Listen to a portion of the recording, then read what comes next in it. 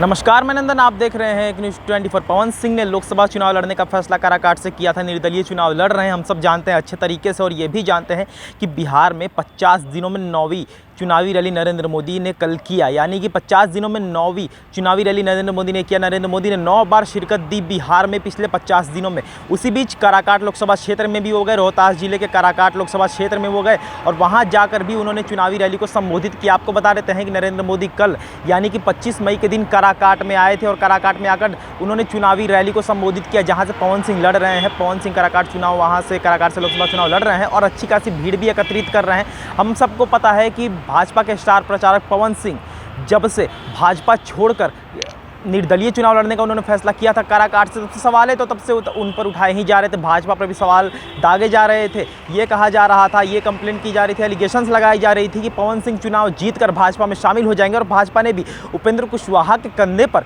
बंदूक रखकर गोली चलाने का काम किया है। पवन सिंह को भी चुनाव के बाद वो अपने में शामिल कर लेगी। लेकिन कुछ दिन पहले आपने हमारी खबरों के माध्यम से भी देखा होगा कि भाजपा ने निष्कासित कर दिया था पवन सिंह को।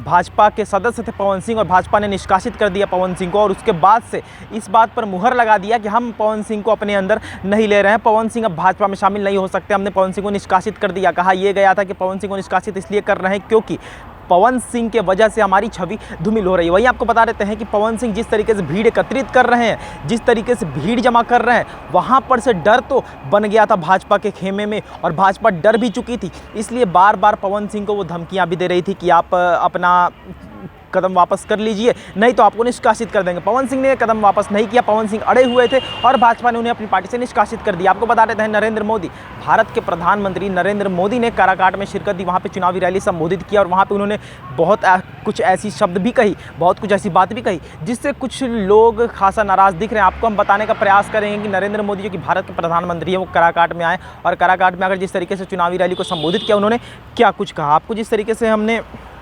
बताया और आपको हम बताने का प्रयास कर रहे हैं कि प्रधानमंत्री मोदी शनिवार को बिहार के दौरे पर पहुंचे। इस बीच रोहतास जिला के काराकाट लोकसभा क्षेत्र में भाजपा की आयोजित सभा में शामिल हुए। इस दौरान उन्होंने मंच से इंडी गठबंधन पर भी जमकर हमला प्रहार किया। आपको बता देते हैं कि नरेंद्र मोदी बिहार के रोहतास जिला स्थित काराकाट लोकसभा क्षेत्र में भाजपा की आयोजित सभा में शामिल हुए थे। इसी दौरान मंच से इंडी गठबंधन पर प्रधानमंत्री मोदी ने जमकर निशाना साधा। लालू यादव की राजद पर हमला करते हुए उन्होंने कहा कि लालटेन लेकर मुजरा करने वाली जमात बिहारियों के अपमान पर कांग्रेस के खिलाफ कुछ भी बोल नहीं सकती है। तो जैसा कि आपने सुना कि कुछ शब्द यहाँ पर नरेंद्र मोदी ने ऐसे इस्तेमाल किए जिस पर राजद और महागठबंधन के लोगों ने सवाल उठाने शुरू कर दिए हैं, जैसा कि मुजरा, लालटेनिया, ऐसे शब्द जो कि उनका साफ तौर पर कहना है कि ऐसे शब्द नहीं इस्तेमाल करने चाहिए। हम बात कर रहे थे पवन सिंह की।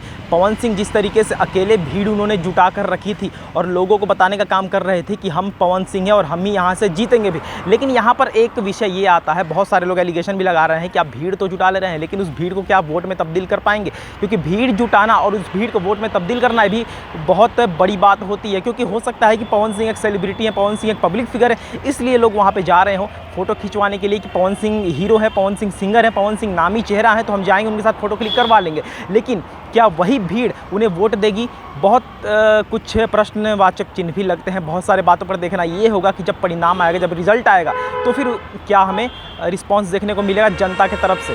तो ये थी आज की रिपोर्ट। बाकी ऐसे और तमाम खबरों के साथ बने रहे और देखते रहे न्यूज़ 24। धन्यवाद।